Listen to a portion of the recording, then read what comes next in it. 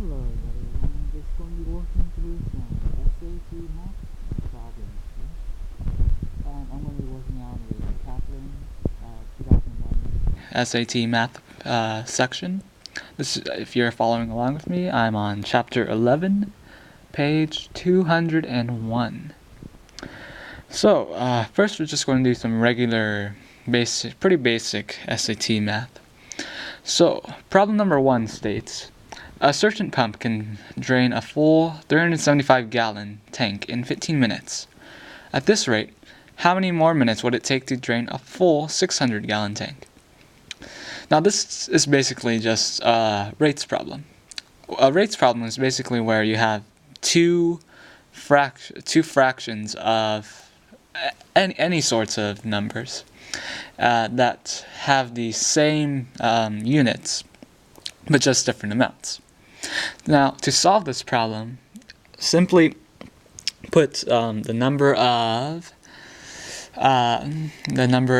minutes it takes to drain 300. It takes 15 minutes to drain a 375-gallon tank. So, how many minutes will it take to drain a 600-gallon tank? Let's just call this x. Now, you can set up a fraction like this, and this is how you pretty much do a related rates problem. So, to solve this problem, cross multiply. So you get 375x is equal to 600 times 15. Now 600 times 15 is 9,000. So x is equal to 9,000 divided by 375, excuse me. And that's equal to 24. Choice D. And okay. Now, number 2 states, a gardener plants flowers in the following order: carnations, daffodils, larkspurs, tiger lilies, and zinnias. If the gardener planted 47 flowers, what kind of flower did he plant last? Now, to solve this problem, you just write this down. So first he planted carnations, which I'll note as C. Then he planted daffodils, which I'll note as D. Larkspurs, which I will note as L. And tiger lilies, which I'll note as T. And zinnias, which I'll note as Z. So I planted this first, second, third, fourth, and fifth. And if he keeps going on, C will be 6. So we know that every number after Z will be a multiple of 5. So just simply write down 10, 15, 20, 25, 30, 35, 40, and 45. Now we want to know, now he's planting 47 flowers. So number 46 will be a carnation, and number 47 will be the same as D, so he will have planted a daffodil last, which is answer choice B. Number 3 states, how many different positive 2-digit integers are there such that the tens digit is greater than 5 and the units digit is odd? Now, positive 2-digit integers. Remember that. So, it can only be like 10, 20, 30, and so on.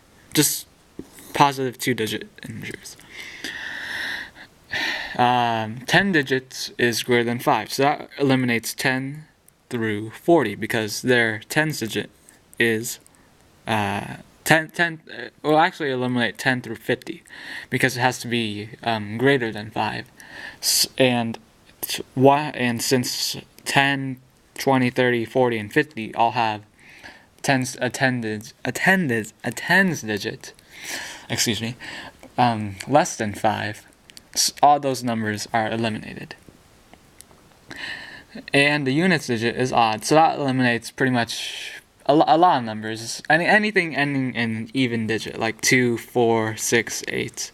Anything that ends within these 4 digits is going to be eliminated. So what does that leave us? Well, let's just write these numbers down. So, positive 2-digit integers, tens digit is greater than 5, units digit is odd. So, let's just start with the first one that's possible. 61, because that's the only digit, only one that is a 2-digit integer, has 10 digits greater than 5, and an odd units digit, 1 digit.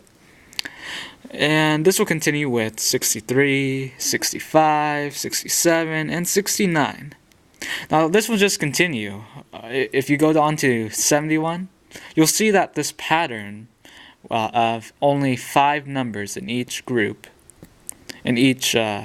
group of a group of a single tens digit, the one that has a specific tens digit.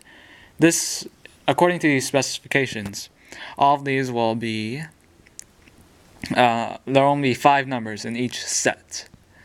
So since you know that it can only be 60, 70, it can only have a tens digit of 61, a tens digit of 6, 7, 8, or 9, and you know that five of these numbers exist in each one. Just multiply the number of digits that you have here, which is 5. 5 times all the possible ones that you can have, like 61, 81, 91, and like these numbers will just continue repeating. So all of these will eventually lead up to 20. So there are only 20 numbers that fit the specification, which is choice D. Thank you for watching this video, and because I'm running out of time. So see you in the next video.